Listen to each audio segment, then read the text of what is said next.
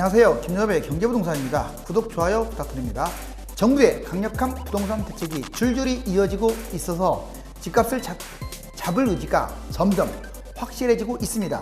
제가 여러 차례 언급했던 실효성 있는 대책, 즉 분양권 전매 금지와 법인 부동산 거래, 외진 투자 등을 강력하게 추진하고 있어서 대통령이 언급한 부동산 원상복귀 발언을 현실화하는 방향으로 나가고 있습니다.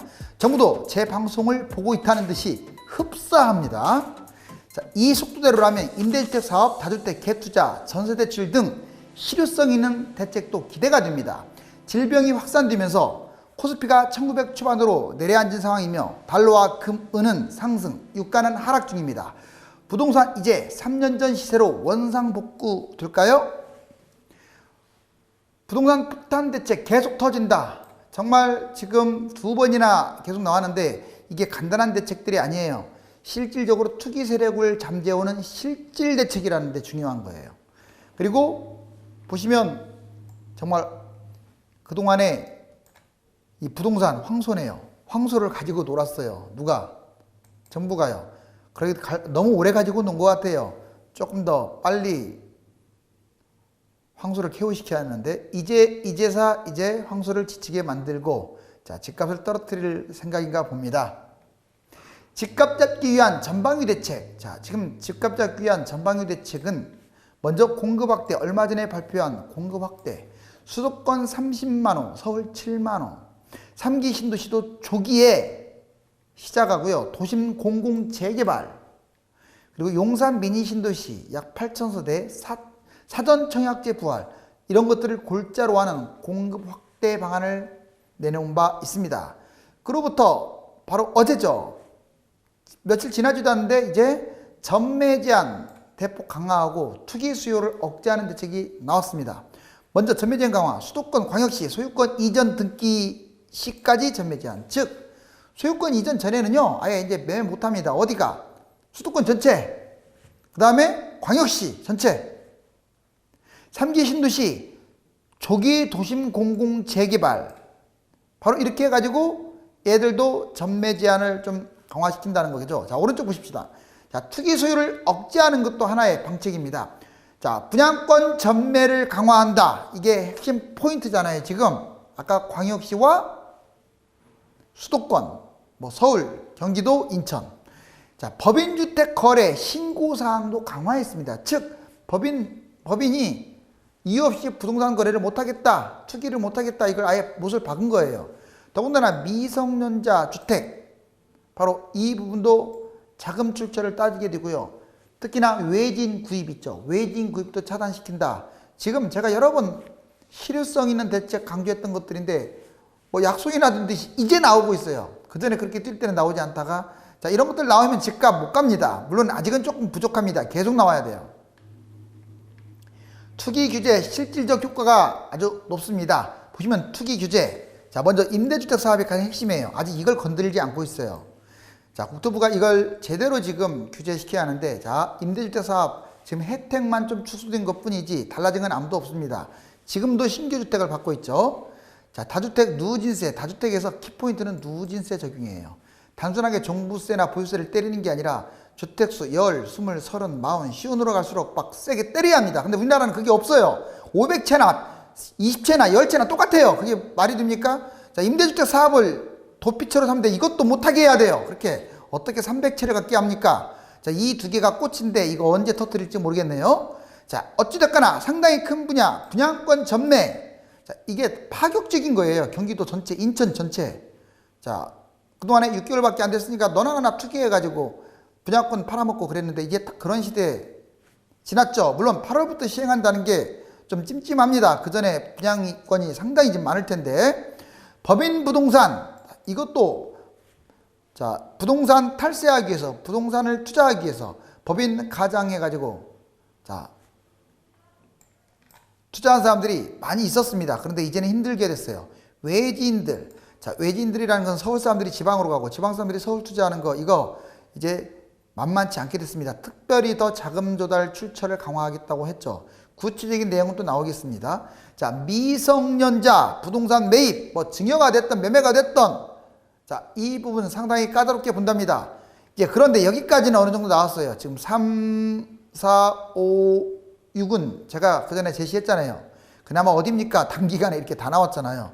진짜 중요한 갭 투자, 부담부 증여, 보유세, 종부세, 누진세, 이번에 보유세, 종부세가 다음 회기로 넘어가는 바람에, 내년으로 넘어가는 바람에 집값이, 강남 집값이 꿈틀거리고 서울 집값도 뭐 반등까지는 아니지만 하락폭이 축소됐잖아요. 그래서 지금 국토부가 때린 거예요. 이것을 아주 시기적절하다고 보여집니다. 전세 대출, 바로 이런 것들을 막아야 합니다. 정리하면 앞으로 해야 할 거, 임대주택 사업, 다주택 누진세, 전세자금 대출 금지, 종부세, 보유세, 누진세, 그 다음에 부담부 증여, 갭 투자, 이거에 대한 실질적인 추가 대책이 필요하다. 투기 세력이 누굴까요? 한번 여러분한테 물어볼게요. 투기 세력이 누굽니까? 자, 하락장에는 뭐 투기 세력이라고 일컬을 필요가 없죠. 집 사는 사람이 애국자니까. 그런데 지금은 달라요. 자, 서민들 집 때문에 발 동동동동 구리고 있는데, 자, 너는 너대로 동동거리라. 나는 나대로 많이 매수하겠다. 자, 바로 다주택자들이 가장 큰 투기 세력입니다. 임대주택 사업, 뭐 한두 채 있는 사람 말고요. 제가 말하는 것은 기본적으로 4-5채 이상 꾼으로 하는 사람들 있죠. 바로 이 사람들이 투기 세력이라고요. 임대주택 사업 포함해가지고 다주택자. 두 번째, 건설사입니다. 자, 여러분들 이 건설사들이요, 분양가, 고분양가 때리려고 또는 이거 마감시키려고요, 엄청나게 홍보해요. 어디를? 언론사를 사주합니다. 자, 언론사도 기득권층입니다. 여러분들 언론사의 거의 80% 이상은 제가 보기에는 집값 띄우는 아주 투기 세력이라고 볼 수가 있습니다. 정치인들, 그렇죠. 뭐 두말하면 잔소리죠. 지금 아예 야당, 자, 미래통합당 같은 경우는 노골적으로 집값 띄우겠다는 전략을 폈고, 이번에 종부세 반대했잖아요. 여당도 자, 거기에 편승해서 따라가고 있죠. 자, 경제인들, 이 사람들이 집값 투기의 온상입니다. 여러분들 대기업들 얼마나 부동산 투기 많이 하는 줄 아세요? 이거 잡아야죠. 자, 부동산 종사자들, 뭐 이해는 갑니다. 먹고 살아야 하니까. 자, 부동산 부자들, 특히 부자들이 문제죠. 바로 이 투기 세력들이 총 7가지. 자, 국토부 부동산 의지가 높다는데 앞으로 높은 점수를 주고 있습니다. 아직은 좀 빨라요. 아직은 결정적 타격을 줄 만한 것들이 나온 게 아닙니다. 물론 이해는 갑니다. 지금 각종 질병 사태로 경기가 안 좋기 때문에 타이밍을 보고 있을지도 모르겠어요. 그 전에 여러 번 3년 동안 했던 건 이거밖에 없었어요. 강력한 규제. 이걸로 무슨 집을 잡습니까?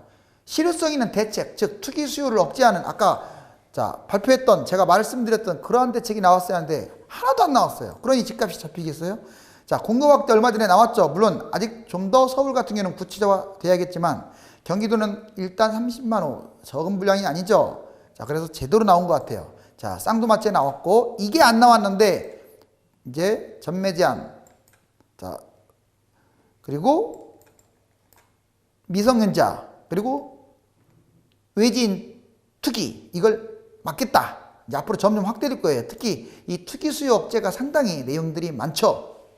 자, 분양권 전매 금지 핵심 내용을 볼까요? 먼저 25%가 분양권 6개월 이후에 전매합니다. 한마디로 말해서, 자, 분양권 왜 잡아요? 6개월 이전에 6개월 이제 이후에 바로 전매 제한 끝나면 팔아버린다, 이런 뜻은 투기한다는 뜻이에요. 그게 25%. 입주 전에 분양권 매매가 거의 대부분입니다. 볼 것도 없죠. 이것은 투기하자는 거죠. 자, 고려한다면 분양을 받아서 시대차익을 목표로 투기하는 사람들이 많다. 수도권 광역시 비규제 지역에 분양권 전매를 전면 금지한 것은 2008년이었거든요. 자, 약 12년 만에 부활한 거예요. 경기, 인천 등 수도권 지방 광역시 분양시장은 수요 위축으로 타격이 불가피하다. 즉 이제 수도권 전체, 지금 인천 집값 올라가고 있는데 이제 좀 지나면 한풀 꺾을 겁니다. 그리고 광역시는 초상집이라고 하시면 돼요. 단기 전매 차익 수요가 급감하면서 실수요 유지의 청약시장으로 재편된다. 특히 인천, 시흥, 평택, 안산 등 지금 변방지역이 뛰고 있잖아요. 자, 여기는 지금 앞으로 계속 문제가 되겠죠. 자, 분양권 전매 강화로 청약 과열이 진정되고 서울 수도권 광역시 집값 역시, 즉 분양권 하락하면요 집값도 하락한다. 전매 규제가 강화되기 이전인 5월 8월 사이에 분양을 앞두고 있는 단지 규모만 13만 7,698가구, 올해 물량의 57.9%가 지금 5, 6, 7, 8에 몰려 있어요. 더군다나 규제를 피해서 쏟아질 예정입니다. 왜? 그래야 경쟁률이 셀 거니까, 건설사들이. 그렇기 때문에 이 규제를 피해 8월 이전 밀어내기 공급도 나오니까, 자, 지금 정부는 이걸 좀 보완해야 돼요. 8월달 너무 늦어요. 분양권 전매 8월 시행 시기를 앞당겨 가지고 투기하지 못하도록 만들어야겠죠. 자, 분양권 전매, 투기 금지, 그 다음에 투기적 법인 거래 대응. 이 보도자료만 보시면 여기 보시면 실수요자중 지배주택 공급을 위해서 주택 정매 행위 제한 기간을 강화했다. 즉 소유권 이전 등기까지 수도권과 지방광역시 해당된다. 전매 제한 금지다. 이번에 투기적 법인 주택 거래 대응 방안을 강화했다. 합동조사 착수하고 법인 주택 거래 시 별도의 신고 서식을 써야 하고요. 자금조달 계획서를 제출하는 걸 의무화해 버렸어요. 자, 민간택지 분양권 전매 제한 지역, 먼저 과밀 억제 권역, 거의 대부분의 도시에 서울을 포함해서, 자, 성장관리지역, 그리고 지방광역시 이 세 곳입니다. 지방광역시 다 모두 다 전매 금지입니다. 자, 소유권 이전에 전매 금지예요. 이제 등기 친 다음에 전매해야 하니까 뭐 그거 두겠습니까? 자, 과밀 억제 권역, 성장관리구역은 여기 지도를 한번 보세요. 서울 과밀 억제 권역, 그 다음에 웬만한 곳들 시군단이 다 그래요. 여기 보시면 차라리 자연보전 권역 이곳 빼놓고는 다 전매 제한 금지다라고 보시면 돼요. 언제까지? 자, 등기 이후까지 보세요. 자, 가평군, 양평군, 여주군, 이천시, 광주시 바로 여기 빼고 나머지는 다 전매 제한입니다. 법인 활용한 투기 근절하겠다. 자금조달 계획서. 현행은 법인이 규제지역 3억 원 이상, 비규제지역은 6억 원 이상이었지만 향후 법인이 모든 주택 거래 시 제출을 해야 합니다.